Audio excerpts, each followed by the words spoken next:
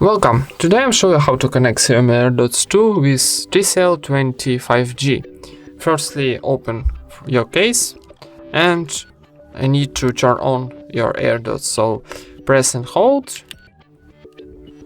and when you see the indicator blinking white, your AirDots will be in pairing mode. And now open Bluetooth settings into your TCL. Here. Need to turn on Bluetooth and then click to pair new device. Then choose your AirDots from list, wait for pairing, then allow full permission and click pair.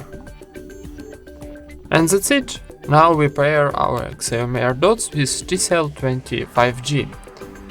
Thank you for watching, leave thumbs ups and subscribe to our channel.